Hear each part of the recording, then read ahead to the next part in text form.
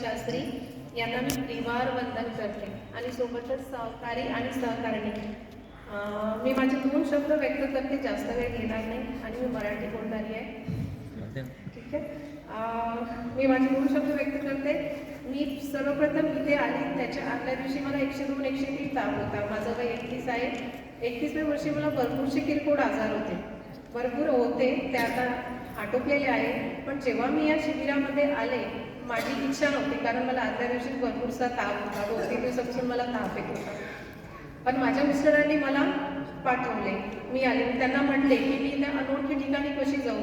माझं पहिलं शिबिर अनोळखी ठिकाण, तिथे आई वडील नाही, बंधू बांधव नाही, मला कशाने काही झालं तर काय होईल. पण त्यांनी मला पाठवलं. पण जेव्हा मी इथे आले तेव्हा मला असं कोणताही भास झाला नाही, बिलकुल नाही.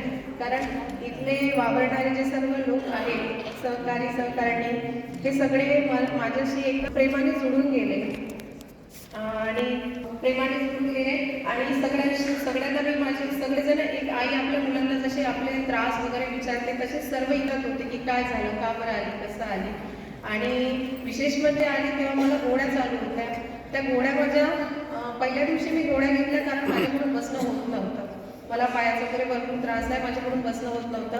पण गुरुजींच्या सांगण्यावरून मी दुसऱ्या दिवसपासून गोळ्या सोडल्या आणि तिसऱ्या दिवसपासून माझा ताप गेला. आणि गुरुच्या आजारासाठी मी आली होती, त्याचे तर काही नाव सांगत नाही, पण त्यामध्ये मला सुद्धा भरपूरसा आराम आहे आणि त्यासाठी मी उपचार करतच आहे शास्त्रीजींचे. गुरुजींची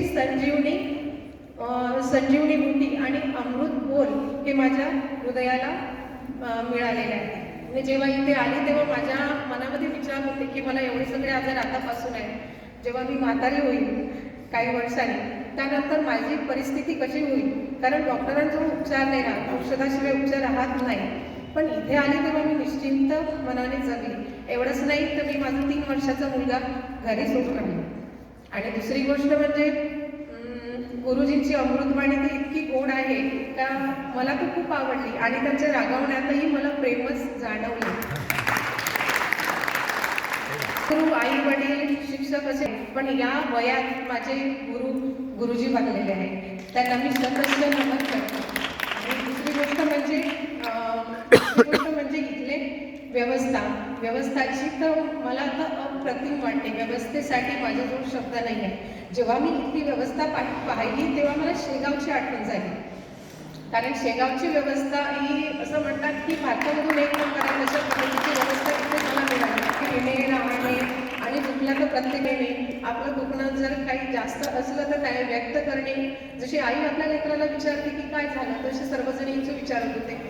प्रथम दिवशी जेव्हा मी इथे आले तेव्हा मला जायला वेळ झाला, 9:30 वाजले. तेव्हा मी इथल्या सहकाऱ्यांशी बोलली. तेव्हा त्यावेळी मला 3 जण घरापर्यंत पोहोचून द्यायला तयार झाले. साईनगरमध्ये मला एकटं सोडलं नाही या लोकांनी. त्याच्यामुळे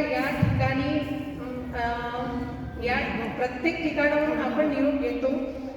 जीवनामध्ये शिक्षणातून घेतो, कॉलेजेसमधून घेतो, मैत्रिणींपासून घेतो आणि लग्न झाल्यानंतर माहेरावरून निरोप घेतो.